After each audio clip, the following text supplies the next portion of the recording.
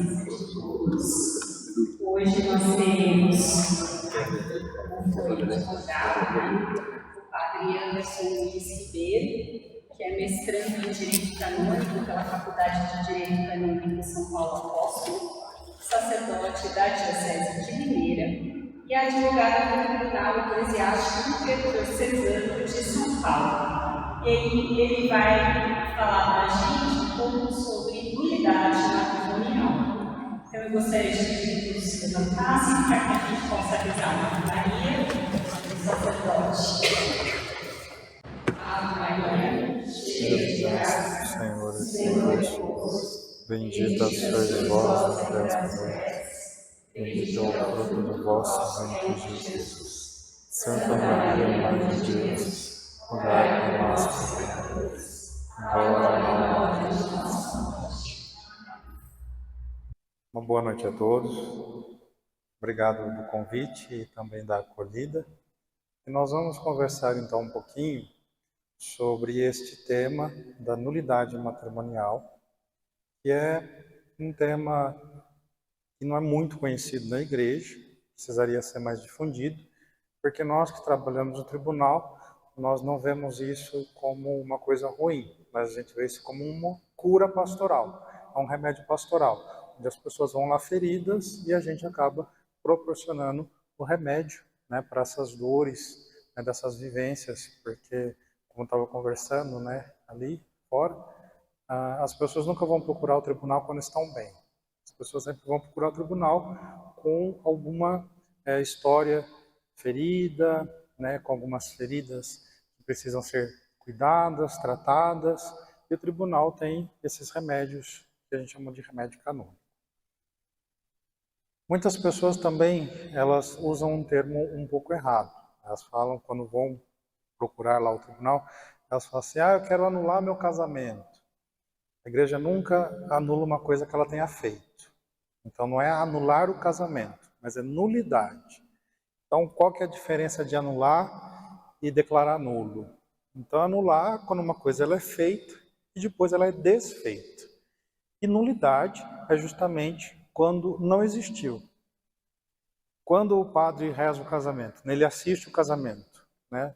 Quem faz o sacramento são os noivos. Então, quando o padre assiste o casamento, ele pergunta, é de livre e espontânea vontade que vocês estão aqui? Não pode ter nenhum tipo de interferência, interna ou externa. Nenhum tipo de interferência. E daí, a gente fala, né, o que Deus uniu, o homem não separa. Então, a gente chama de vínculo matrimonial. Então, se existe o vínculo matrimonial, o casamento é válido. Então, Deus uniu. E muitas vezes não tem um vínculo. Aí, quando não há o vínculo matrimonial, então Deus não uniu. Mas, como é que vai funcionar isso então? Precisa que a igreja declare o casamento nulo. Por isso que há um processo. E o tribunal eclesiástico, ele é um tribunal como se fosse um tribunal civil. Tem juízes, tem promotores, que são os defensores de vínculo, tem os advogados, tem os juízes que vão, né, tomar ali o depoimento das pessoas. E por que existe tudo isso? Porque a igreja precisa entender de verdade a história das pessoas. A igreja precisa entender o que está acontecendo, não é? Tem casamento onde ele simplesmente fale. O casamento faliu, não é? As pessoas, né, o casal tinha um desejo, né, se amavam, achavam que se amavam, caminhou até um certo ponto e depois se distanciaram. Então a gente fala que quando cada um escolheu um projeto individual, o casamento faliu.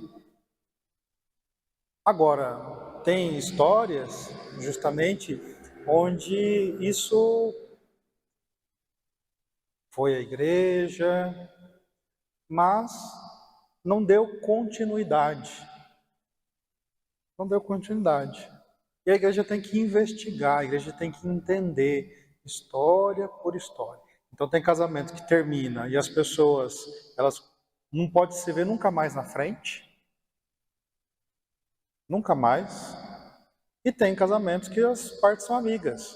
Conversam por conta dos filhos, ou porque são amigos mesmos e entenderam que a história não daria certo para um casamento, mas daria para uma amizade. E tudo bem. Como que, então, nós lidamos com a nulidade matrimonial? Nós entendemos que Deus não nos criou para o sofrimento. Deus não nos criou para que a gente viesse aqui na Terra e simplesmente sofresse. O sacramento do matrimônio é um sacramento de serviço, assim como o sacramento da ordem. E o sacramento do matrimônio, qual que é o serviço? Justamente fazer a igreja crescer com testemunho. Então, qual que é a missão dos casais? Ter filhos e testemunhar a família, testemunhar o amor. Percebam, eu estava até conversando com eles, percebam que para formar um padre são necessários mais ou menos 8 anos, no mínimo 8 anos. E para formar um casal para se casar na igreja? Um final de semana, 2 finais de semana? A maioria das paróquias aí são 2 finais de semana no máximo. Que formação que tem? Comparado ao tanto de tempo que a gente gasta para formar um padre, lembrando, são 2 sacramentos de serviço, a ordem e o matrimônio. Nós precisamos gastar um pouquinho mais de tempo e gastar um pouquinho mais de energia para que as pessoas conheçam verdadeiramente o que é o sacramento do matrimônio, que é a bênção de Deus, não é?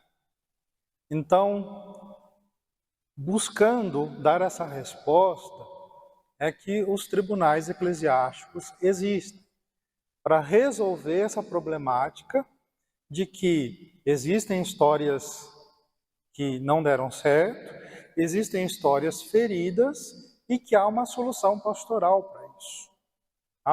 Há uma saída justamente para essas histórias feridas. Então, basta entrar com um processo e o casamento vai ser declarado nulo? Não. Não é assim que funciona. Vocês lembram, eu acabei de falar, quando o padre pergunta, é de livre e espontânea vontade que vocês estão se casando? Não pode ter nenhum tipo de interferência, não pode ter nenhum tipo de ruído que a gente fala. Então, não pode ter absolutamente nada interno ou externo que fira a liberdade. Até perguntaram, mas padre, nos dê exemplo. Então, de maneira interna, Por exemplo, na semana do casamento a pessoa não quer mais casar. Não quer mais casar. Entendeu que aquele homem, aquela mulher não é para a sua vida. Mas já pagou tudo, já pagou vestido, pagou viagem, pagou festa, pagou... E agora? Como que eu vou voltar para trás? Já paguei tudo, Então agora eu não vou desistir mais, vou tocar o negócio para frente. Tá casando de livre e espontânea vontade? Não tá. Ou então, o que é muito comum, que a gente ouve, não é? A pessoa casou porque engravidou. Tá casando de livre e espontânea vontade? Não tá. Começou a namorar, o pai descobriu e o pai obrigou a casar. Tá casando de livre e espontânea vontade? Não tá. Então não pode ter nenhum tipo de interferência, interna ou externa. Como que a igreja vai descobrir isso? Fazendo essa investigação, fazendo justamente essa pesquisa em cima da história, chamando pessoas para prestar depoimento, para que se consiga enxergar se houve liberdade ou se não houve. E como eu disse, não é todo o processo que se dá início que lá no final vai sair com uma sentença de casamento nulo. Muitos processos, eles saem com sentença que a gente chama de sentença positiva, sentença de que o casamento é válido. Mas então o que aconteceu? Já disse, as pessoas se perderam no casamento, mas Deus uniu. E aí? Acabou? Não, tem a segunda instância. Não é? Lembra que eu falei que é muito parecido com o Tribunal Civil? Tem a segunda instância. Entrou com o processo na segunda instância. Deu novamente com sentença positiva. Tem a terceira instância, que é a última instância, que é Roma.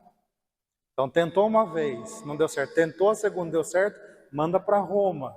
Aí é o Tribunal do Papa que vai julgar esse vínculo matrimonial. Né? Mas assim, o Papa Francisco, ele tem tomado uma preocupação pastoral de entender o sofrimento das famílias e querer resolver isso. Quando ele fez, quando começou a fazer as reformas, no ano de 2015, 2016, 2017, e vira e mexe, ele sempre está mexendo num cânone ou no outro, ele quer justamente que se tenha uma resposta e se tenha um acolhimento para as pessoas, indistintamente. Eu até disse também, enquanto a gente estava ali fora, nós temos que encarar que a igreja é o único lugar que tem lugar para todo mundo. Porém, não é todo mundo que vai fazer a mesma coisa. Nós precisamos entender que a igreja não é democrática. A igreja não é aquele lugar onde assim, eu quero fazer tudo e vai ser todo mundo. Não. Nós temos que entender que tudo tem um lugar. E se a gente cabe naquele lugar. Onde que a gente aprende isso? Com a própria história dos santos, com os anjos. Há uma hierarquia. Há uma hierarquia. Então, sim, a igreja é o único lugar que tem lugar para todo mundo. Indistintamente. Qualquer pessoa que entrar na igreja vai ter o seu lugar. Porém, não é todo mundo que vai fazer a mesma coisa. Isso nós temos que ter claro na cabeça. Eu queria. A gente quer tanta coisa, E a gente não pode, a gente não quer. Mas resolver o problema pastoral a gente consegue. Então, há cânones. Eu até trouxe o código aqui, que pode ser que vocês já tenham visto, muitas pessoas nunca viram. Esse daqui é o documento de leis da igreja. Não é o único, Existem normas que a gente chama de extracodiciais, que estão além desse código. E esse aqui é para a igreja latina. Por que a igreja latina? Porque a igreja católica, ela é formada, na verdade, por 24 igrejas, sendo a maior igreja a de rito latino, que é a nossa. Mas há ainda outros 23 ritos dentro da igreja católica. Então, esse é o Código de Direito Canônico Latino. E tem o Código de Direito Canônico para as igrejas orientais, que é parte da igreja católica, mas de rito oriental. Então, para os outros 23 ritos, que não são o latino. Quem que reformou isso? São João Paulo II, no ano de 1983. E depois, os papas foram os outros, o Bento XVI e agora o Francisco, foram dando algumas contribuições. E esse código, ele regulamenta tudo que se possa imaginar dentro da igreja. Tudo que vocês possam imaginar. tudo, inclusive os sacramentos. E dentro dos sacramentos, o sacramento do matrimônio. E aqui que fala, nesse livro, que é o Código, é aqui que fala sobre a nulidade matrimonial, que é justamente quando Deus une ou quando Deus não une.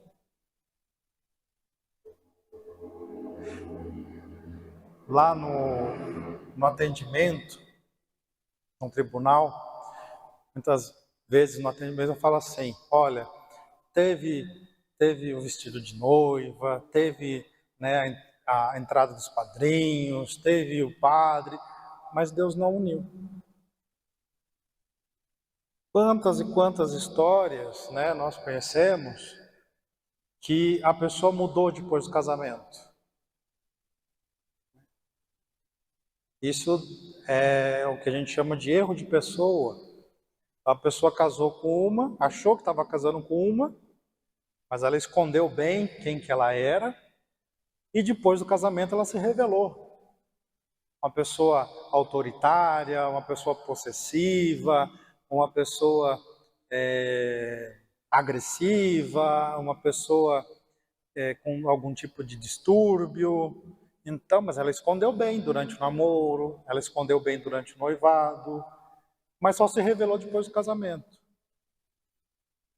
Aí quando se separou, se entrar com o processo, investigando a história, conseguiu comprovar esse erro de pessoa, conseguiu, o casamento declarado nulo. Então, não é uma coisa assim que entrou com o processo, vai sair a nulidade, né? Porque não é uma coisa de anular, mas é de ver se o casamento ele é válido ou se ele é nulo. Então, vê-se muito a questão do vínculo. O que Deus uniu, o homem não vai separar. A gente tem que ver se Deus uniu. E também enxergar história por história. Tem a regra, que é universal, mas nós temos que ver história por história, caso por caso. A gente tem que ver, né, detalhe por detalhe. E eu vou falar, mas visando, né, a nulidade matrimonial, alguns tentam até combinar. Olha, você vai falar isso, isso e isso. Não dá certo, porque de Deus ninguém esconde a verdade. Os depoimentos são ouvidos separadamente.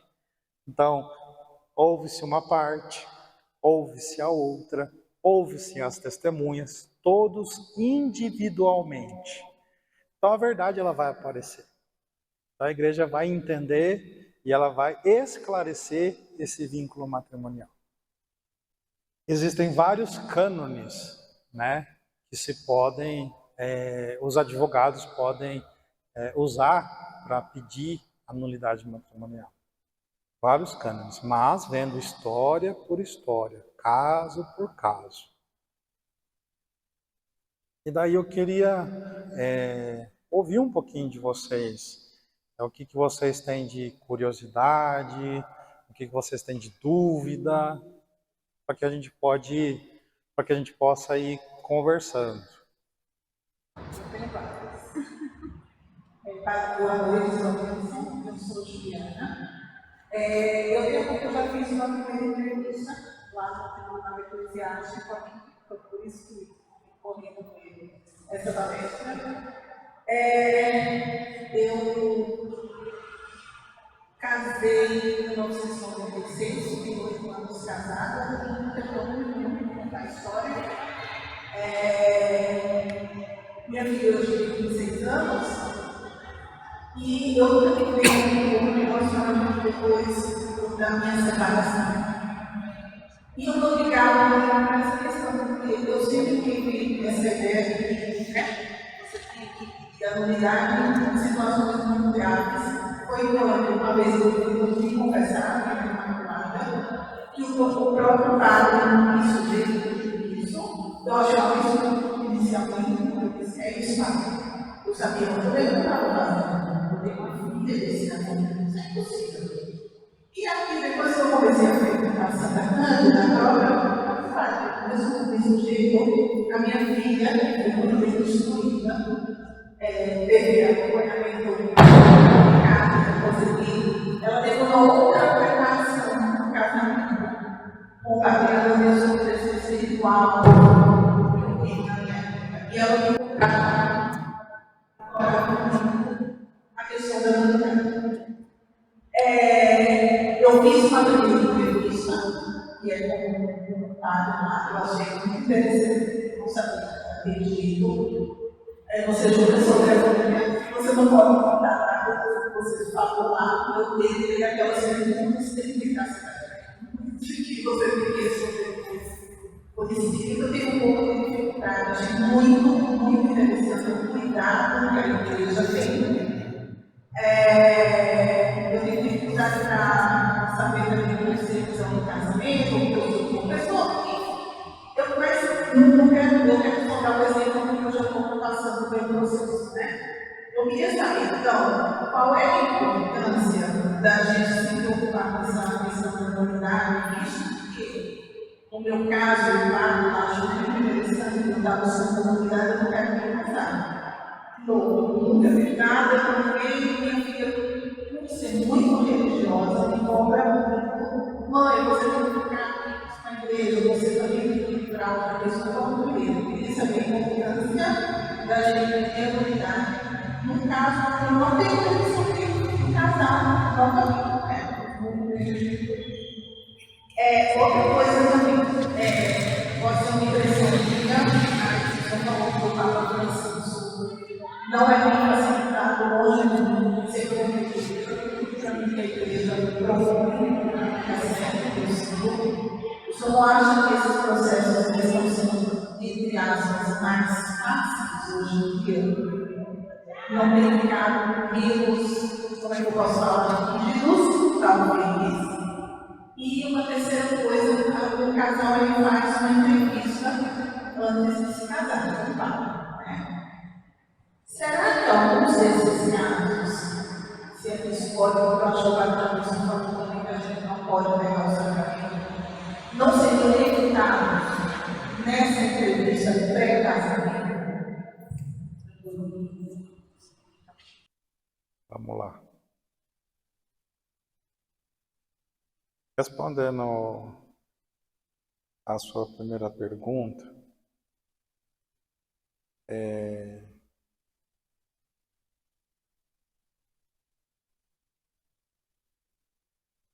vou tentar dar uma juntada, responder tudo uma vez só.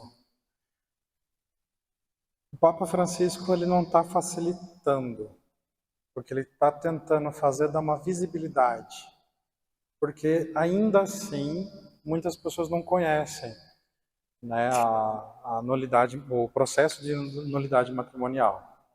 Não acredito que esteja facilitado. Até mesmo algumas pessoas chegam lá e falam assim: porque o Papa Francisco falou que ficou mais fácil. Ele tentou fazer com que os bispos começassem também a tomar decisões nos próprios tribunais. É o que a gente chama de processo breve. Mas de breve não tem nada, porque todo o processo ele demanda de prazos. Então os prazos, a gente, por exemplo, advogado tem um prazo, promotor tem um prazo, juiz tem um prazo, vamos estipular aí 2, 3 meses. Assim, para sair uma sentença a gente coloca em 1 ano e meio. Pode sair antes? Pode, mas assim a gente trabalha com 1 ano e meio, não é? O processo está na mão do advogado há 1 mês. Vamos acelerar isso. Mas quanto que ele tem de prazo? Ele tem 2 meses, então se ele quiser usar os 2 meses, ele pode. Então tudo tem um prazo. Então não tornou tão breve assim, porque ainda tem prazos, não é? A primeira pergunta? A importância disso, ok. Veja, é justamente aquilo que eu estava dizendo. O tribunal é um lugar de cura, é um lugar medicinal, onde a gente tem uma cura para justamente essas histórias feridas. Então, como eu disse, ninguém vai procurar o tribunal quando está bem. Ninguém vai procurar o tribunal exultando de alegria. Sempre vai procurar o tribunal com algum tipo de sofrimento. E quando termina o casamento, inevitavelmente tem um sofrimento. E para muitas pessoas fica essa coisa mal resolvida. Eu estou separado, mas ainda tenho esse vínculo. Então, eu vejo a importância justamente de que, bem orientado, então, de padre para padre, né, de paróquia para paróquia, né, o pastor consegue muito bem ver as suas ovelhas, consegue ver se ali há o que a gente chama de fumos, né, se tem fumaça, de nulidade matrimonial. Porque tem casos que claramente não existe, né, nulidade matrimonial. É um casamento falido. Mas tem alguns casos que a gente consegue ver a fumaça de nulidade matrimonial e a gente consegue direcionar. Fala assim, olha, tenta entrar com o processo, tenta resolver isso. E daí, conseguindo enxergar isso, e sai uma sentença, né, de vínculo negativo, ou seja, que Deus não uniu, para muitas pessoas isso resolve uma coisa que estava ali, uma pendência, né, um espinho na carne, e para muitas pessoas resolve. E ela volta a ter qualidade de vida. Para algumas pessoas, elas querem justamente para se casar na igreja, né? Elas querem por alguns outros motivos. Mas quando não há essa intenção, né? Como é o caso da senhora, que está sozinha, pretende permanecer sozinha, por que entrar com o processo? Eu acho que resolver. Sim. Sim. E assim, eu sempre explico, né, para as pessoas que lá vão procurar, não existe ex-pai e não existe ex-mãe, porque muitos têm preocupação com os filhos. Mas assim, dessa união eu tive filhos, aí como é que eu vou cancelar tudo isso? Não vai cancelar. Não existe ex-pai, não existe ex-mãe. Agora, tem uma coisa ali entre marido e mulher que precisa ser resolvido, né? E entre marido e mulher ali a gente tem que resolver. Mas como pai, como mãe, não vai mudar nada, absolutamente não vai mudar nada. E só para aproveitar, qual é a diferença? Eu entendo, mas não sei se porque a gente fala não anula, né? Mas purifica, não sei se tem essa palavra. Qual a diferença de anular e de anulidade? Porque a história é muito simples. Eu cheguei já conversando sobre isso, eu acho que a senhora não pegou. Não, posso explicar novamente. A igreja nunca vai anular uma coisa que ela tenha feito. Nunca. Então, anular é quando algo é feito e depois é cancelado. Nulidade, a gente vai ver se o negócio aconteceu ou não. Então, vai constatar se de fato foi feito ou se não foi feito. No caso da nulidade matrimonial, é do vínculo. Então, se Deus uniu, então Deus uniu. O casamento é válido. Pode acontecer de separar, mas está unido, Deus uniu. E o casamento é falido. Agora tem casamentos, né, que Deus não uniu. Então Deus não uniu. E a igreja vai fazer um processo e vai ver. Está unido ou não está? Não, não está unido. Daí sai a sentença de casamento nulo. Entendeu? Então, teve noiva, teve o padre, teve tudo, mas Deus não uniu. Entendeu? Aquilo que eu falei também no começo, não sei se a senhora pegou ou não, a questão de liberdade. As pessoas têm que ter liberdade para se casar. Não pode ter nenhum tipo de ruído. E essa questão da entrevista pré-casamento, a pessoa já sabe que aquilo ali vai voar. Sim. O padre que é o pároco, Né? E isso ele nunca pode delegar, está no Código de Direito Canônico. Ele nunca pode delegar essa entrevista. Eu vou dar para o meu vigário fazer, eu vou dar para o diácono fazer, eu vou dar para a secretária. Não pode fazer, tem que ser o pároco. E ele tem autonomia para chegar para o casal e falar assim, olha, não vai dar certo esse casamento.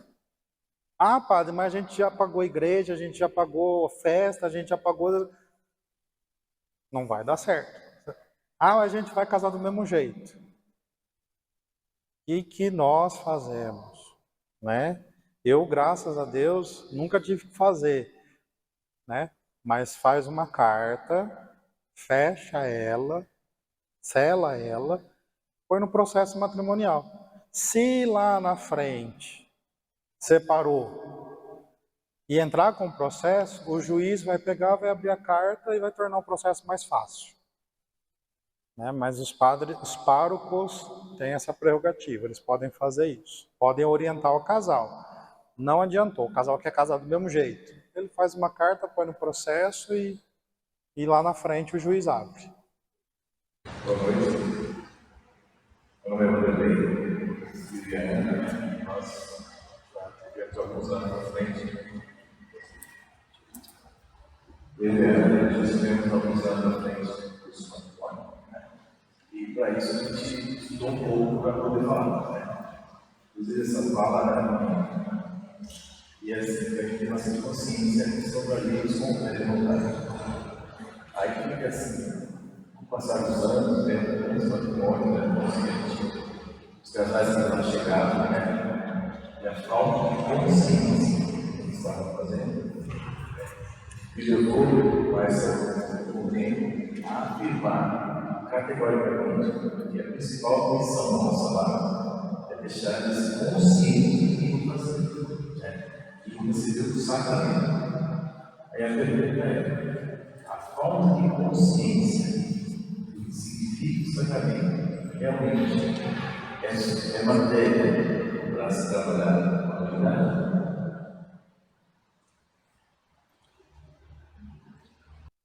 Tem, sim. Só que trabalhar somente isso é muito raso. Né? Tem que dar uma profundidade nisso, porque senão fica lembrando que é um tribunal, tem que ter argumento. Né?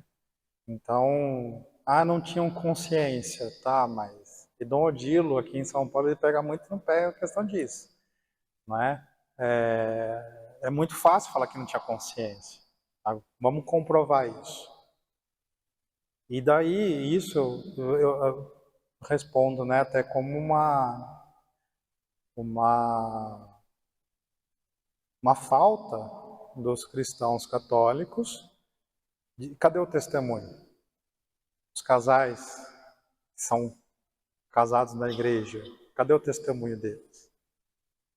Porque isso é um sacramento de serviço, é um sacramento de testemunho. Se houve uma falha aí, houve uma falha da igreja. Uma falha da igreja enquanto povo. Cadê o testemunho dos casais? Porque acontece muito o contra-testemunho. Né? O contra-testemunho. As pessoas veem assim, mas fulano está lá na igreja e faz, e aí? Então, só alegar a falta de consciência, pode-se ter um cânone para isso? Cânone 1095, parágrafo 2. Mas vai ter que dar uma profundidade nisso. Eu pergunto, só para deixar bem claro, isso, porque nosso curso é muito focado, né? A gente precisa concentrar o essencial, né? E assim, infelizmente, a gente conseguia perceber nas pessoas presentes que elas estão bem anestesiadas, né? Elas não tinham consciência. Houve casos que a pessoa teve até um encontro pessoal ali com Deus, ao tomar consciência do que elas estavam fazendo. Isso foi uma vez só. E assim, isso me chamou muita atenção, porque assim, não seria simplesmente questionar, não sabia o que estava fazendo. Mas não, a partir da pessoa tem uma consciência, né? Você, poxa, eu fui lá e naquele momento eu não sabia o que estava fazendo. aí, a partir daquilo ali, eu vi que o patrimônio não fluiu e se desfez, mas a pessoa tem essa consciência de que ela quer buscar o sacramento, tem essa oportunidade, né?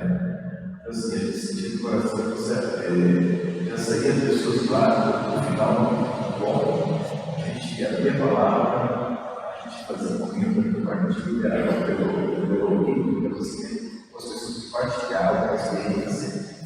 E algumas pessoas durante o curso percebi que elas parecem que estavam meio anestesiadas, né? A gente consegue perceber isso na plateia, que seja pouco, seja muito. Então, assim, isso é uma coisa que a gente coloca na atenção, principalmente as pessoas que às vezes não falam com a gente, né?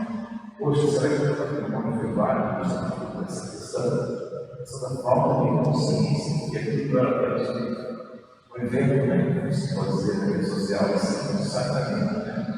Coisa importante, isso vai dar, né? Eu pergunto se você tentar entender, tentar ser um tipo de realmente, o que outras pessoas possam presente essa vida, posso esclarecer. Muito obrigado pela palavra.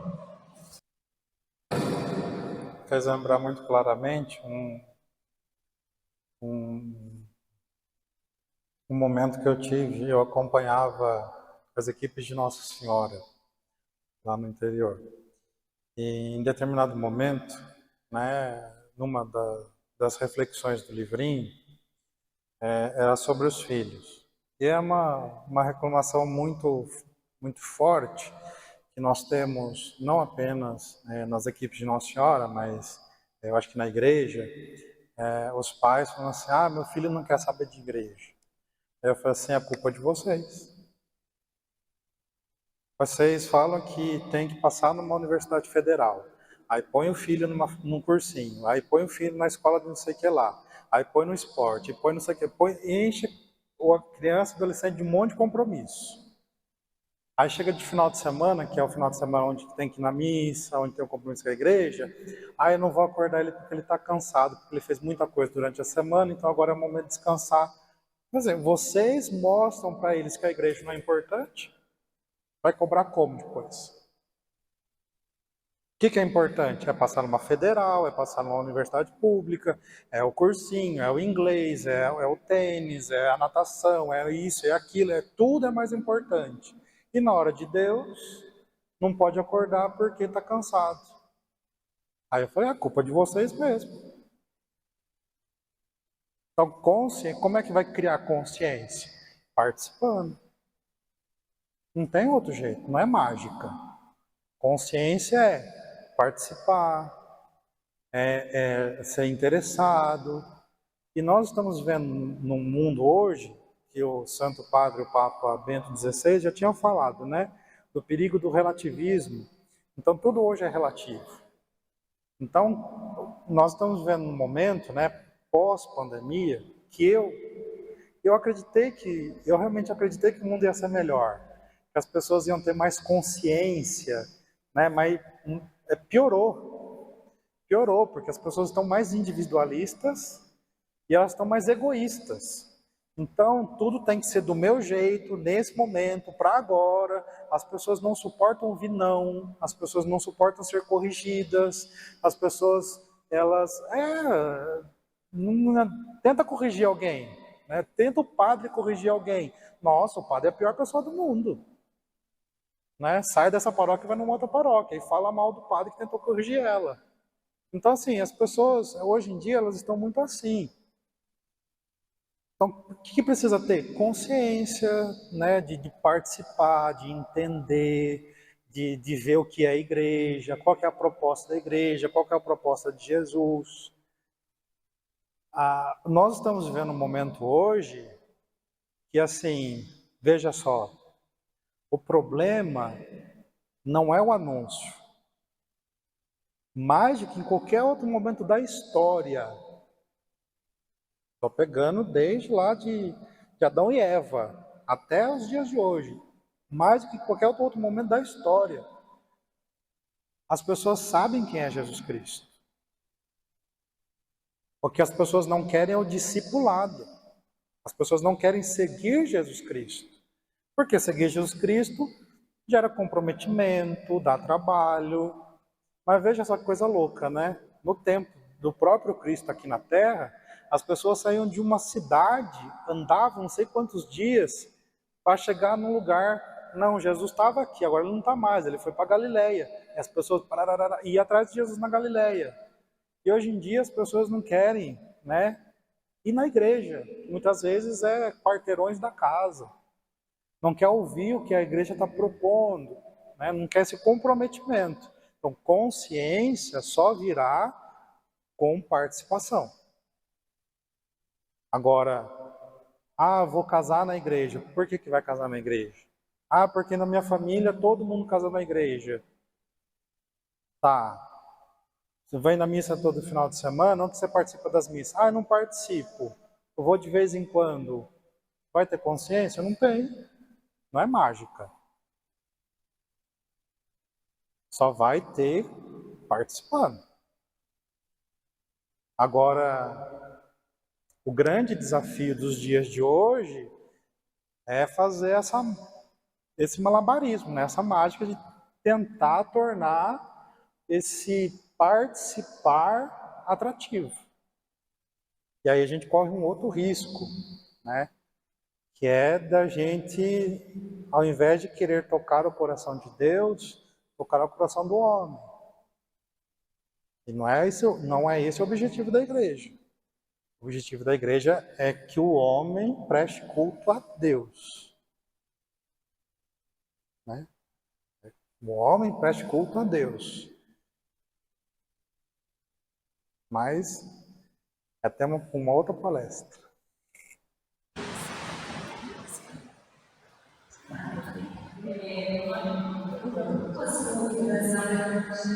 Gostaria que o senhor falasse um pouco sobre as circunstâncias processuais, né?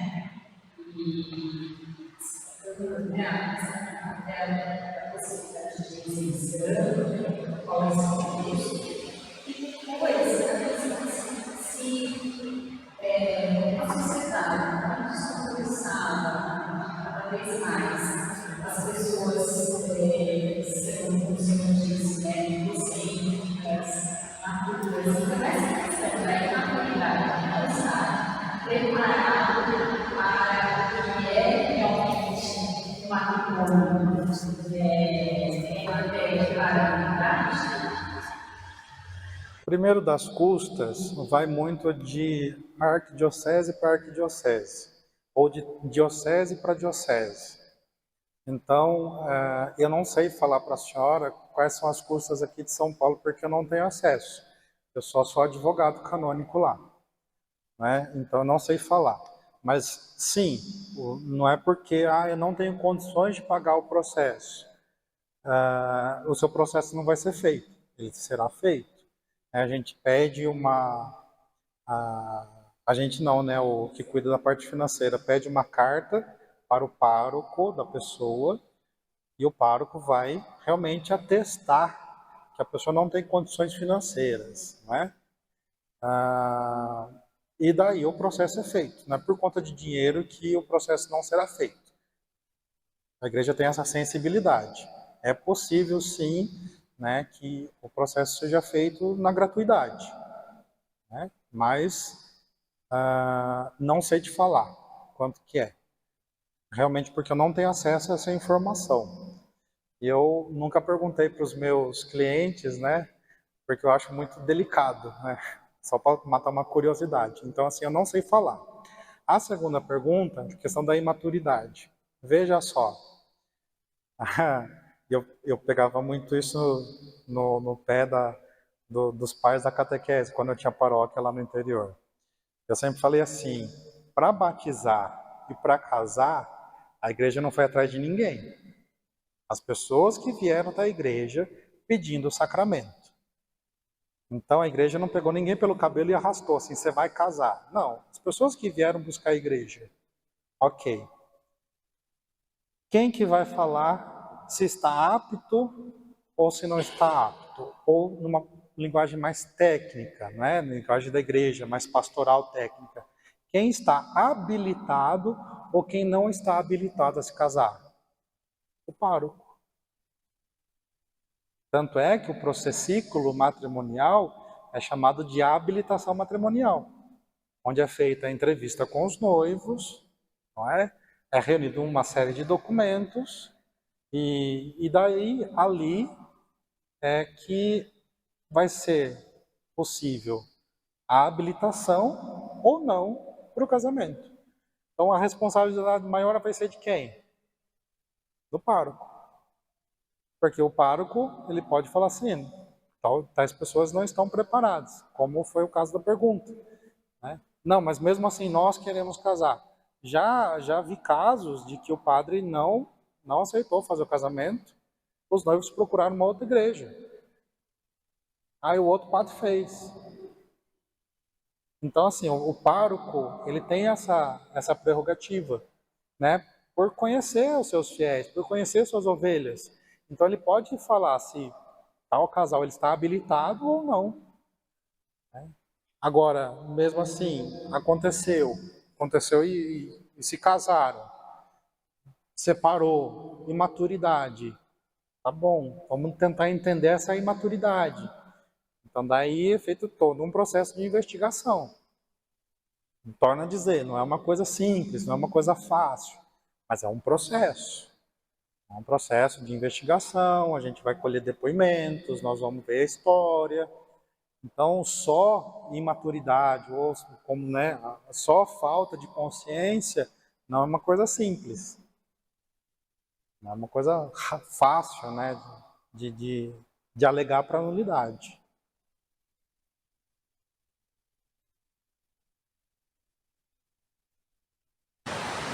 Olá, Padre Luiz. Boa noite, obrigada por estar conosco. Eu gostaria de perguntar: o senhor tem um nome que se formou em direito, foi ser padre, se tornou então padre em direito, ou como é esse processo? Porque tem que estudar direito civil. O senhor pode explicar um pouquinho como funciona? Eu, seminarista, aí na grade curricular da teologia nós temos um pouco de direito canônico, pouco, a gente tem 2 semestres de direito canônico, mas muito superficial.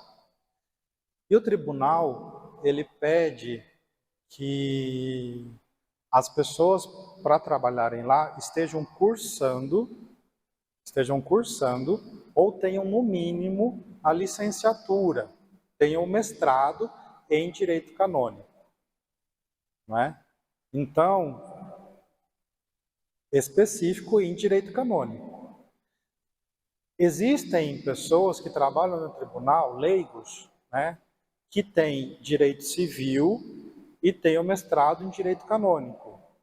Ok, o direito civil não serve para o direito canônico, é só correlato, mas não é usado. É importante o direito canônico. Então, assim, a pessoa não precisa ter obrigatoriedade do direito civil, mas precisa ter do direito canônico. Então, mestrado em direito canônico. Não.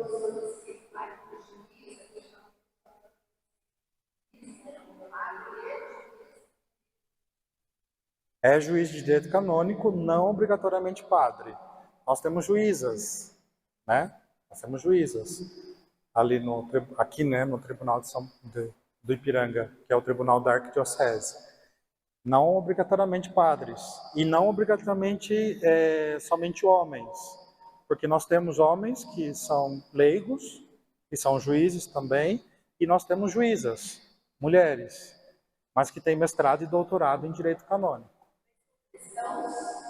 Sim, católicos. Sim. Sim. Nada.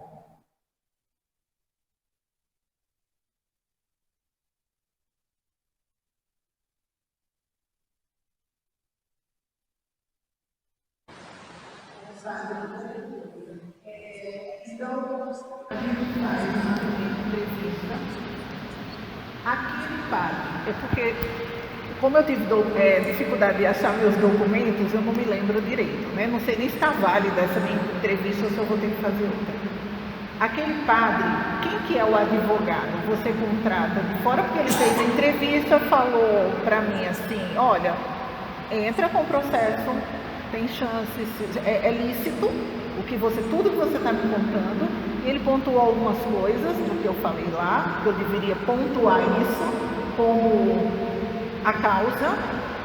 E aqui, quem que é o advogado? Primeira coisa, o senhor falou que vai ouvir as partes, e eu tenho uma prima que ela é lá de João Pessoa e ela já fez esse processo. No caso, o marido dela foi aquele caso que o senhor mudou completamente depois do casamento, então ela encontrou outra pessoa, ela fez o processo, foi positivo a nulidade, e a pessoa que ela estava namorando também fez o processo, porque aí nem era católico direito, casou casou porque a ex-mulher queria, e hoje cada um tem sua nulidade e são casados na igreja. Eu acompanhei um pouco desse processo dela. No caso, até para esclarecer para todo mundo, o ex-marido dela, o primeiro, não respondeu, né? E eu até perguntei para ela assim, olha, se não responder, não achar, porque é um tribunal real, eles acham, que eu falei, eu não sei o endereço dele, não sei o telefone, e ele falou, pode deixar, a gente acha, porque é um tribunal normal. É o WhatsApp, e aí isso faz a revelia, se eu não me engano, porque tem umas perguntas que eu vou falar bem que eu estou entrando com o processo. 30 e tantas perguntas eu respondo, tem X perguntas e a outra parte responde. E se não encontrar essa outra parte, ela não responder, isso é feito a revelia, porque não encontrou a criatura. E as testemunhas, elas são quem? E são ouvidas pessoalmente ou também por escrito ou só por escrito? Aí eu queria que o senhor falasse o passo a passo, resumindo, do processo. Tá, primeira pergunta, quem atendeu a senhora já foi um advogado, que a gente fica lá de plantão, de terça a sexta, então tem um hall de advogados que ficam de plantão, advogados e advogadas, né? Tem mulheres também. Então esse primeiro atendimento já é um advogado canônico. E depois, quando retornar lá, possivelmente vai ser essa pessoa que te atendeu que vai dar continuidade no processo. Sobre não encontrar outra parte, né? Então a senhora respondeu o que a gente chama de roteiro de exposição de caso, né? Onde a senhora vai contar a sua história. Então a pergunta de 1 a 7 são sobre informações básicas sobre a senhora. De 8 a 14, sobre a outra parte. Não precisa dar para a outra parte responder, porque são informações que a senhora sabe, ou que as outras pessoas também sabem. Por exemplo, nome do pai, nome da mãe, escolaridade, endereço, profissão, se fez catequese, se fez crisma. Então são informações que, minimamente, quem foi casado consegue, né, responder. Não precisa dar para outra pessoa responder. Então, de 8 a 14. 15 e 16 é do tempo de namoro, né, do tempo que estavam ali se conhecendo, como se conheceram, depois que se conheceram, quanto tempo depois começaram a namorar, quanto tempo durou o namoro teve rompimento, não teve, entendeu? 17, 18, da véspera de casamento, né, noivado, véspera de casamento, e depois, dali para frente, tempo de casado e separação. O processo, então, primeiro atendimento. Tira-se as dúvidas, dá esse roteiro, né, os documentos que precisam ser, a pessoa retorna. O processo foi protocolado, teve um protocolo, então aí o processo começou. Até então não, mas ali ó, que há um protocolo, então o processo começou. Quando começa o processo, então vai se buscar outra parte, né? Não encontrou, o tribunal vai buscar, mas quem tem que fornecer o endereço é a pessoa que está entrando com o processo, né? Então não precisa conversar com a outra parte. Só precisa dar o endereço dela, porque toda essa comunicação é o tribunal que vai fazer. A pessoa é chamada a ir ao tribunal, a gente cita 2 vezes. A pessoa não compareceu, o processo ele segue. Por quê? O tribunal entende que a pessoa abriu mão do direito dela. O tribunal está disposto a ouvi-la. Ela não quer ser ouvida. Tudo bem, o tribunal respeita. Então o processo ele continua seguindo. Então tem os prazos protocolares, tudo. As partes, né, serão chamadas para prestar depoimento. Depoimento todos separados. Então, moram todos aqui em São Paulo. Então, por exemplo, a senhora e suas testemunhas vão ser ouvidas num dia. Seu ex-esposo vai ser ouvido numa outra semana, antes ou depois.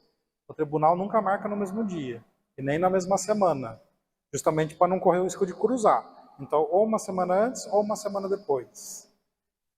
Todos serão ouvidos, né? Você e as testemunhas.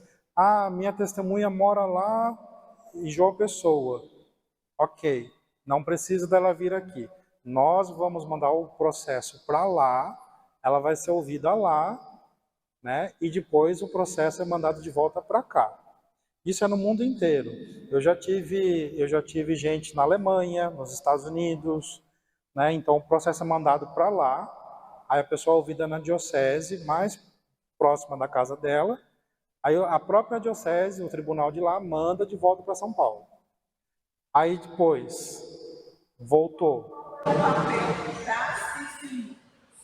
Falar isso no mas eu testemunho pode, olha, eu assisti o casamento, foi tudo bem, separou, não pode ser pai, não, filho. Pode. Filho, geralmente, a gente não coloca como testemunha. Mas não é comum. Pode.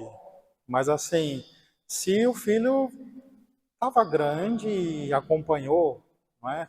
Agora, a criança era muito criança, não acompanhou nada do casamento, então a gente não pega como testemunha.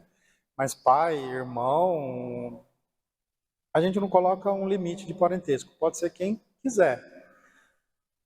O que vai ter que falar? Responder as perguntas, né, acerca da história de vida de vocês. Como que era o namoro, como que era o noivado, como que foi o casamento, como que foi o tempo que ficaram casados, a separação, entendeu? Por isso que eu falei assim, não adianta combinar a resposta, porque lá na hora a verdade aparece. Eu falo porque pode ser um absurdo, né? Nossa, o pai está falando isso. No tribunal aparece de tudo. Entendeu? Elas são ouvidas, tudo parte de um processo, depois vai de novo para o defensor do vínculo ou um promotor, vai de novo para o advogado canônico, cada um dá o seu parecer, depois vai para os juízes e daí é feita a sentença. São 3 juízes, sempre o número ímpar. Eles não se conversam entre si, cada um vai ler, né, e à luz do magistério da igreja, à luz do Espírito Santo, eles vão dar uma sentença. Aí o vigário judicial ele vai ver, né, as sentenças e ver se a maioria foi favorável à nulidade ou se o casamento é válido, ou vínculo. Boa noite. Eu queria saber quando, como e principalmente por que todo esse processo surgiu. Então, qual foi o momento em que a igreja olhou para a sociedade e falou, não, acho que precisa de um processo para isso, a nulidade precisa existir, porque até onde eu sei não é algo que sempre existiu no casamento, né, cristão, católico, sempre.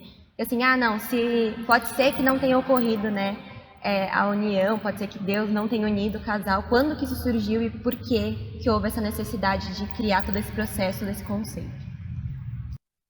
Quando, eu não vou saber responder para você agora de cabeça, porque é uma coisa muito precisa. Realmente eu não vou saber te responder isso agora. É antiquíssimo, não é uma coisa nova. É uma coisa que vem lá de antes da Idade Média. Tanto é que o processo de nulidade mais famoso da igreja é de Henrique VIII, né? Que teve o processo de nulidade e o casamento foi declarado válido. Ele brigou com a igreja e fundou a igreja anglicana. Então, como que surgiu? Por que que surgiu? Porque a igreja precisava dar uma resposta acerca do matrimônio. Porque o matrimônio é um dos sacramentos que está explícito na Bíblia, nas palavras de Jesus Cristo. Entendeu? Está explícito, não é uma coisa assim que está ali, né, subjetiva, está meio escondido. Não, está explícito. O que Deus uniu, o homem não separe. Então a igreja tentou dar essa resposta de saber se Deus uniu ou se Deus não uniu.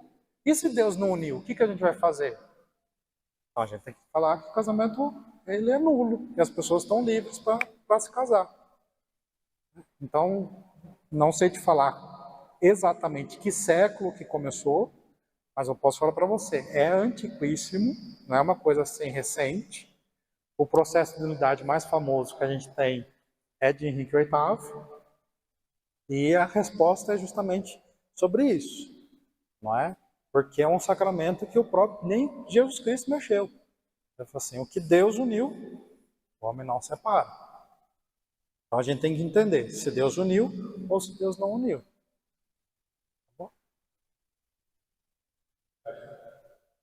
O senhor falou que quando uma das partes é citada, no caso, e ela não comparece, o processo continua, né? A gente escuta falar que ele não quer dar o divórcio. Como é que funciona? O processo continua da mesma forma ou fica parado ali? Não sei como é que funciona isso. Quando uma das partes não quer dar o divórcio. Quando uma das partes colabora ou não, né? Porque na igreja, a igreja é diferente do civil. Então, assim, existe pessoas que vão lá e falam assim, eu não vou colaborar, não vou ajudar. Mas ali nós estamos para ouvir, não é? Então, assim, a outra parte, ela é chamada para estar lá e nós queremos ouvir. Num primeiro momento, né, que é a outra que a gente chama demandante e demandado. Então, a parte demandante foi, compareceu, fez tudo, ok.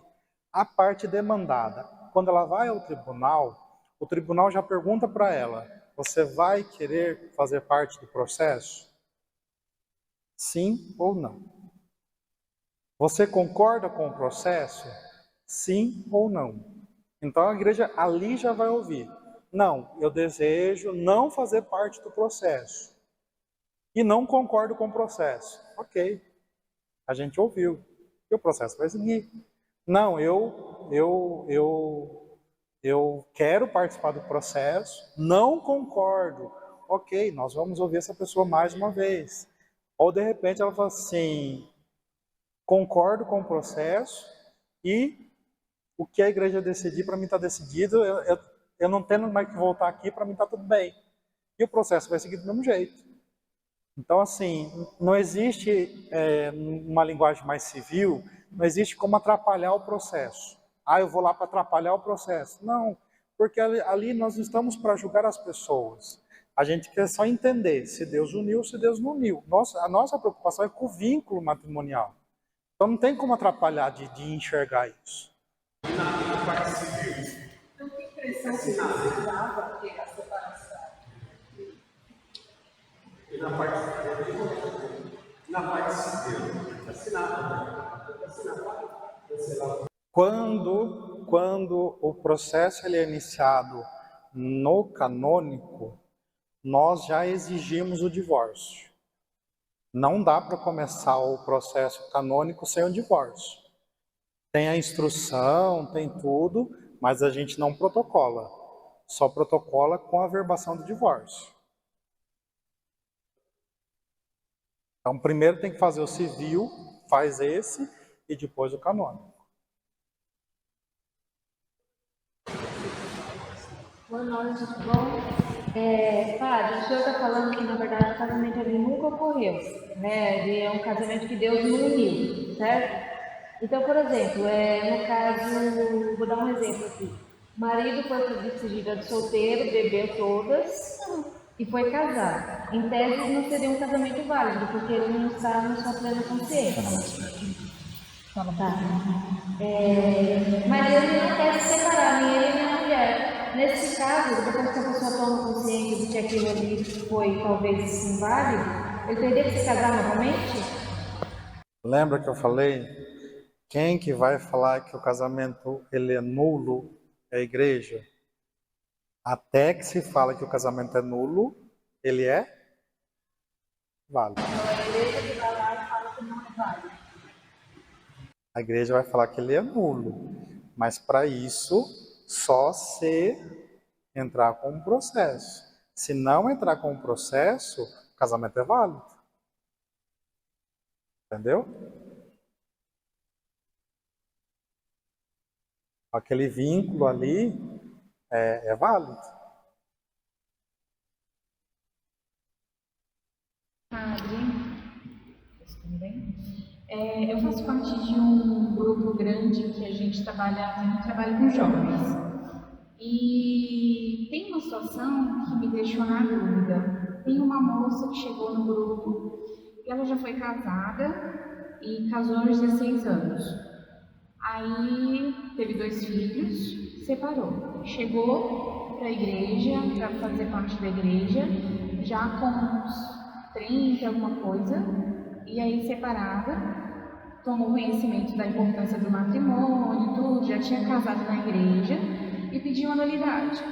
Só que depois conheceu alguém, aí conseguiu a primeira nulidade. E conheceu, casou, estava vivendo com a pessoa, só que a pessoa entrou nas drogas e agora separou, porque não estava para viver com a pessoa. Existe a possibilidade de ter uma segunda nulidade? Sim, é possível. Se ela... Sim, é possível, não há impedimento quanto a isso. Não é um processo que você faz uma vez só na vida. É possível que faça mais de uma vez. A única coisa que daí não é via de regra, mas assim, eu vou falar a partir da minha experiência de tribunal, 10 anos, né? Então já tenho um pouquinho de vivência. Quando sair a sentença, o bispo vai colocar o que a gente chama de vetitum, que é assim uma observação. Para se casar novamente, tem que ter uma demonstração de maturidade acerca do vínculo que ela está tendo. Como que vai ser isso? Vai pedir perito, é um psicólogo do tribunal. Geralmente, tá? Não estou falando que é via de regra, mas assim, não é um processo que você faz uma vez só na vida. É possível entrar de novo e se o motivo foi esse, possivelmente dê nulidade. Que é o cânon 1095, parágrafo 3. Possivelmente.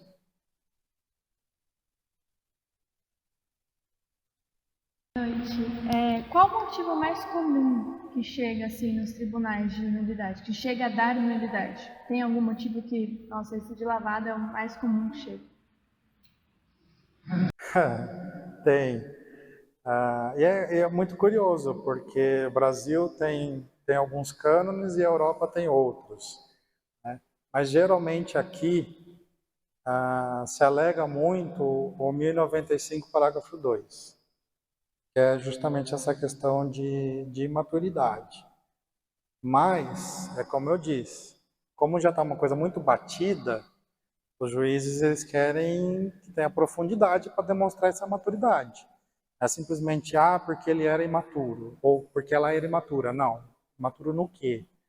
Então o advogado tem que ser muito bom para fazer a sua defesa, né? Para fazer o seu argumento.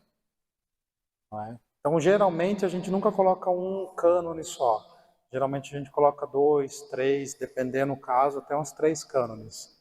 Aí pode ser para uma parte, para outra parte, né? Então pode ser para demandada, pode ser para o demandante, pode ser para ambos.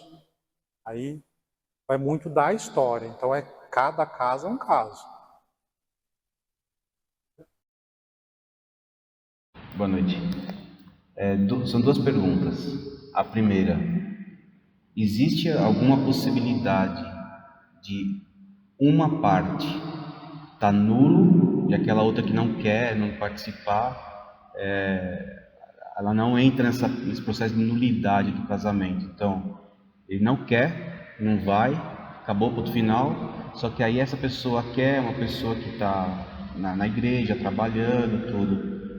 Se entrar com essa nulidade, o casamento ficar nulo, o sacramento fica para os dois? Para os dois. Tá.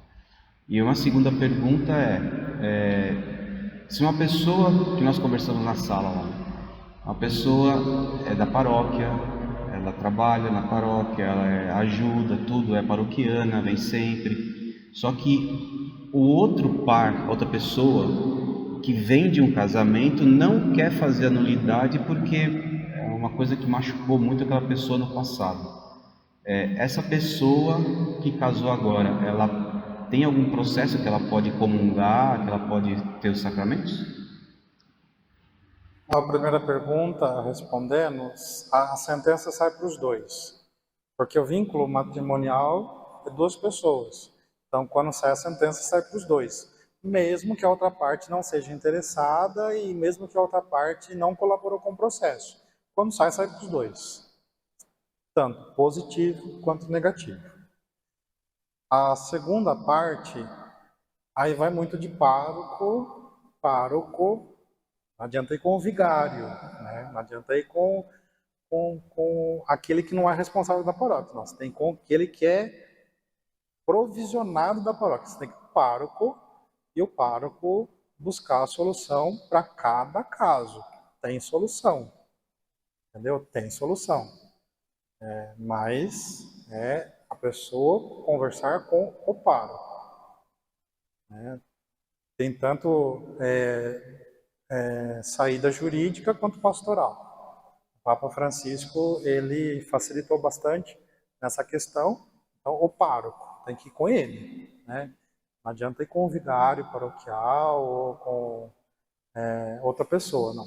É ele. E aí ele, quando tem dúvidas do que fazer, ou liga no tribunal ou conversa diretamente com o bispo. E o bispo encaminha, né? O legislador supremo na diocese é o bispo. Né? Então é o bispo que vai orientar o padre. Mas o padre tem condições de resolver esses problemas. Aproveitando o link do que não vai, né, a pessoa que se nega aí, ou que mesmo não é encontrada, ela chega a ser notificada de alguma forma? A pessoa fala, não vou para o tribunal. Ela é notificada? Se o processo for nulo, ela é notificada? Quando ela não quer colaborar com o processo. Sim, por isso que a gente tem que ter o endereço dela. Porque quando sair a sentença, a gente vai mandar a sentença para ela. Mas em algum momento do processo, os advogados, o promotor ou o juiz fazem alguma oração? Em algum momento do processo, há um tipo de momento de oração? Sim, quando no tribunal tem uma capela, né, que é a capela da Nossa Senhora do Bom Conselho, né, todos nós rezamos lá, e principalmente os juízes, na hora de fazer a sentença, eles fazem oração ao Espírito Santo. Então é a luz do Espírito Santo que cada processo ele vai ser debruçado, vai ser visto. Então tem a parte espiritual disso, sim. Meu nome é Alessandra. Eu queria saber como que o direito canônico vê o motivo de traição, visto que os noivos, por livre e espontânea vontade, no altar, perante Deus e perante os homens, prometem, né, fidelidade eterna dentro do casamento. Né? O que o direito canônico fala sobre isso, se esse é um motivo de nulidade para matrimônio também? Infidelidade.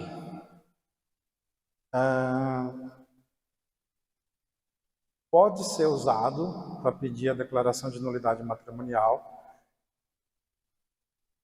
mas a gente tem que tomar um pouco de cautela, no seguinte sentido, de que o perdão também foi feito para o casamento. Mas assim, era uma coisa inegociável, a infidelidade. Então, tem um capítulo aí que a gente chama, né, tem um cânone que a gente pode trabalhar, mas a gente tem que entender, a pessoa ela foi infiel antes, ela foi infiel depois, durante o tempo de namoro ela já era infiel e a pessoa perdoou, fez vista grossa, aí casou já sabendo disso, não, a pessoa era certinha e cometeu a infidelidade depois. Então é muito delicado, porque tem que ser caso a caso, né? Tem que ser caso a caso.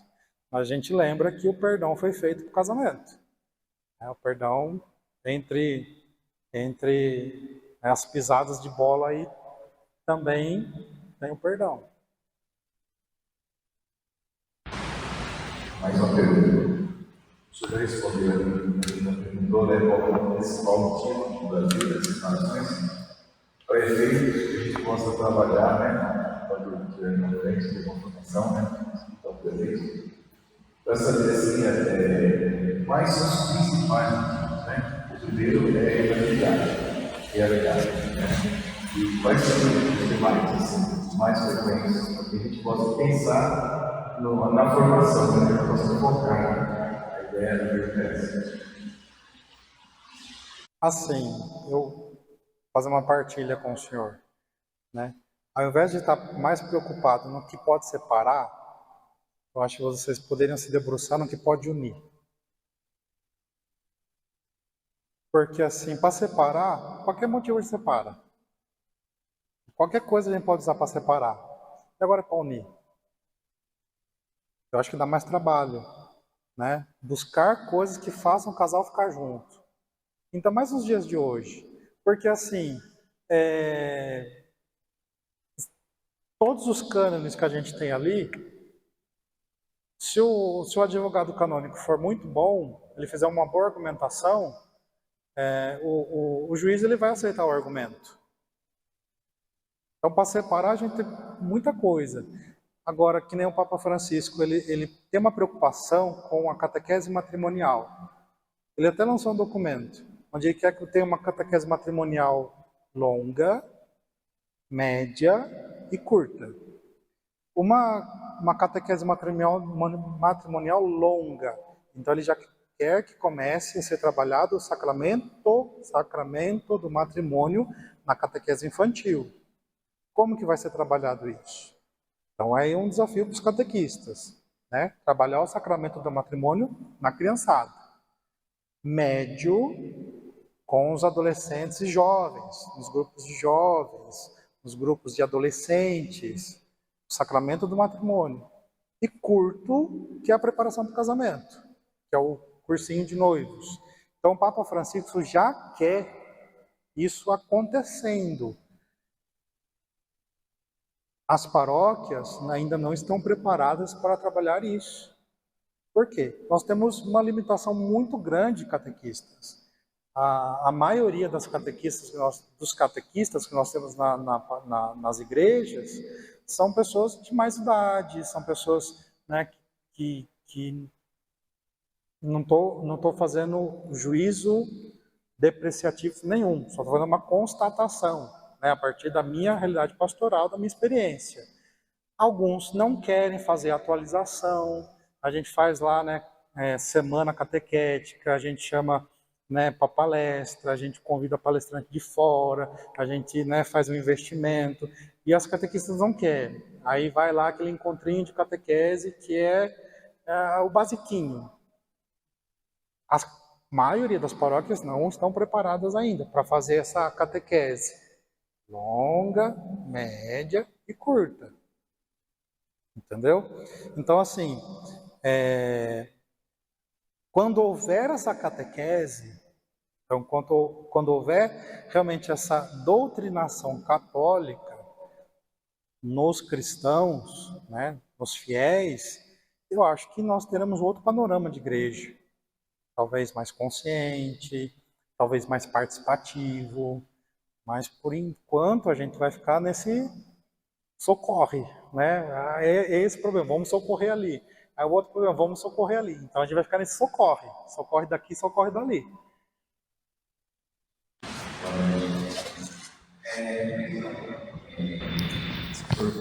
Falou que o processo vai ser possível, né?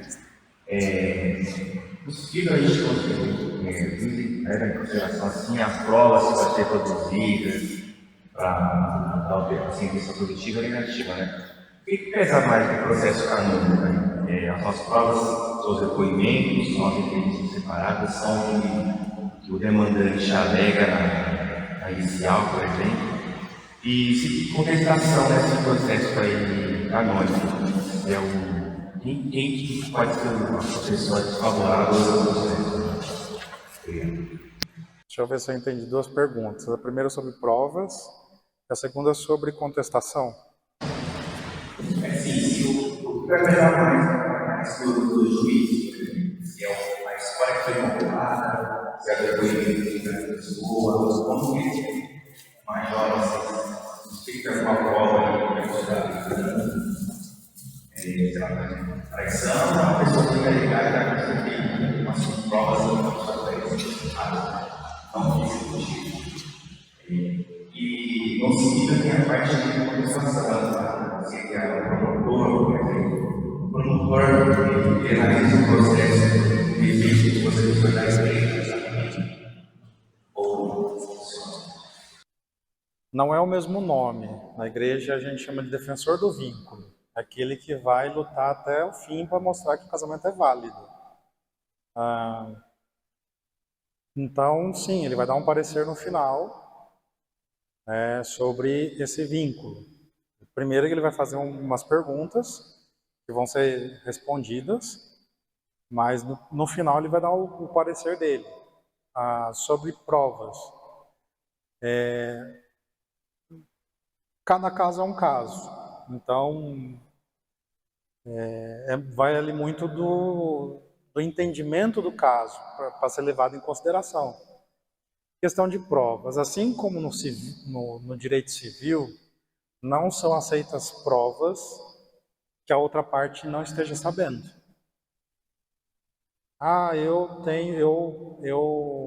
Eu coloquei um espião atrás da outra parte. Ele está sabendo que isso existe? Não, ele não está sabendo, vai saber agora no tribunal. Então o tribunal não aceita como prova. Só aceita como prova aquilo que a outra parte sabe que existe.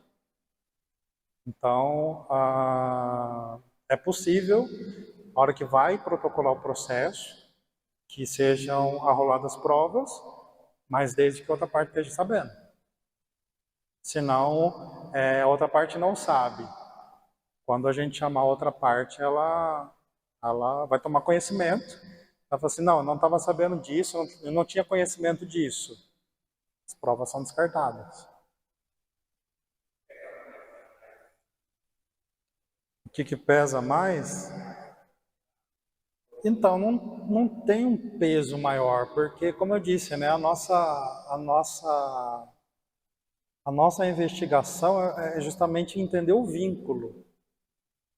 Então, tudo é usado para esclarecer, né, o caso, e entender se Deus uniu ou se Deus não uniu. Então, a gente tem que chegar ao que a gente chama de verdade moral. Então, a gente tem que entender com o máximo de clareza possível se Deus uniu ou se Deus não uniu. Então, existem provas que podem elucidar isso muito bem. E tem depoimentos que podem elucidar isso muito bem. A gente pode ter uma testemunha que não fale nada com nada. A gente pode ter uma outra testemunha que fale muito. E só pelo testemunho daquela pessoa, fala assim, não, ó, dá para ver, o casamento realmente não existiu. Então, como eu falei para o senhor, é muito de caso para caso, né? De situação para situação. Tem histórias que assim é tão óbvia, tão óbvia, tão óbvia, que a gente já direciona para o processo breve, que é o processo que, em tese, seria mais rápido, né? Mas tem um prazo aí. E tem outros casos que a gente fala que vai pela via documental, que é o processo um pouco mais longo. Então, assim, realmente de história para história. Então, tem depoimentos que vão esclarecer mais e tem provas que vão esclarecer. Depende realmente de cada caso.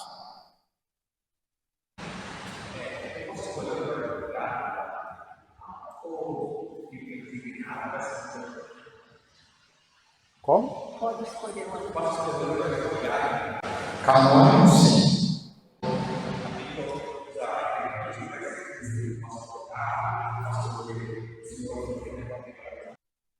Canônico você pode.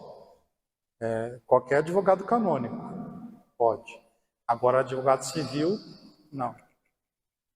Já teve casos, eu falo porque já teve casos da própria pessoa ser advogada, e ela falou assim, não, eu quero advogar na minha causa própria. Não dá, você tem direito canônico? Não, não tem. Então vai precisar de um advogado canônico. Ou de ir com um advogado civil. Ele falou assim, não, eu quero advogado civil.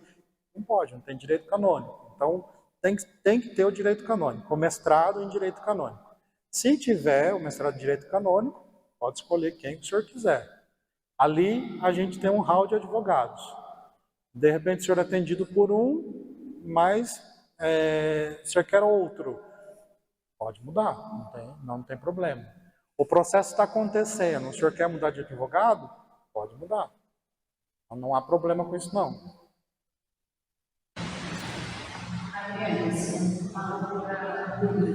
Na entrevista inicial, o advogado que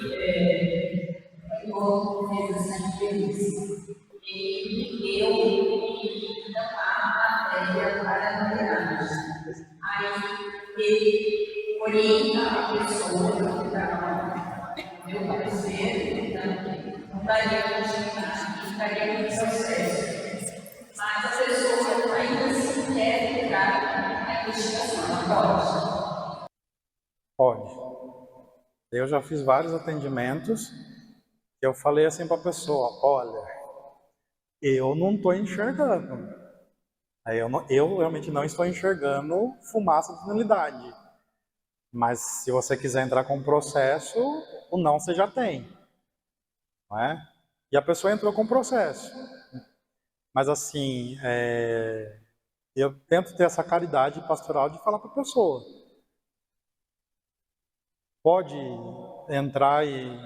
Pode. Mas se é um advogado que vai defender, já está dizendo que não vai dar certo, é melhor entrar. Não é?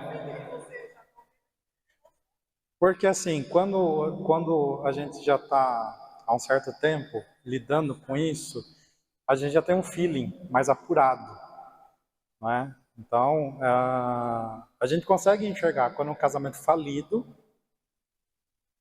então há o vínculo, e quando o casamento é nulo. Então, muitas vezes eu já atendi pessoas ali que o casamento era falido. Mas daí, o que ia fazer? Eu falo assim, olha, quer entrar com o processo, entra, mas eu acho que não vai sair nulidade.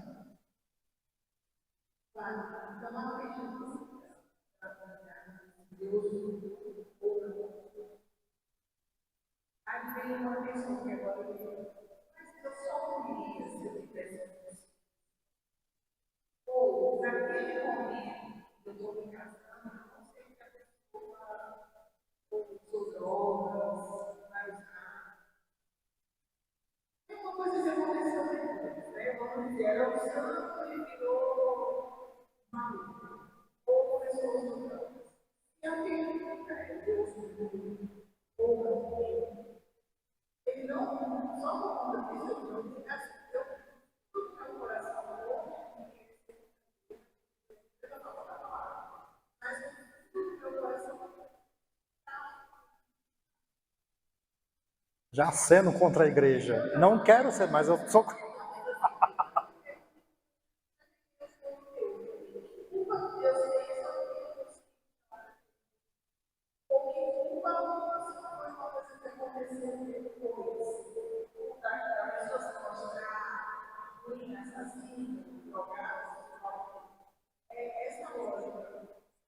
Eu não entendi.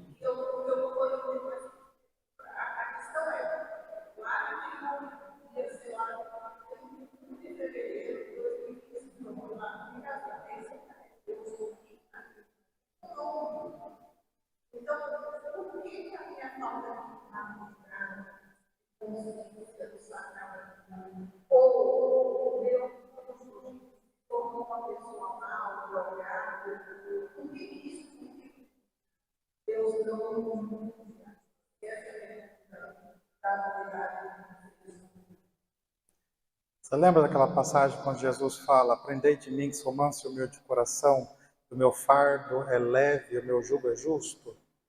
Muitas vezes vocês querem carregar um fardo que não é de vocês. Vocês se impõem um fardo pesado demais. Jesus veio para que a gente tenha vida, tenha abundância, que a vida seja leve. Aí vocês querem carregar um fardo pesado, um fardo que... Jesus não quer isso de vocês. Da mesma forma que a igreja não foi atrás de ninguém para casar, a igreja também não vai atrás de ninguém para descasar. Ou para fazer, entendeu? Para fazer o processo de unidade. As pessoas que vão buscar a igreja. E a partir desse momento que as pessoas vão até a igreja vai dar uma resposta. Entendeu?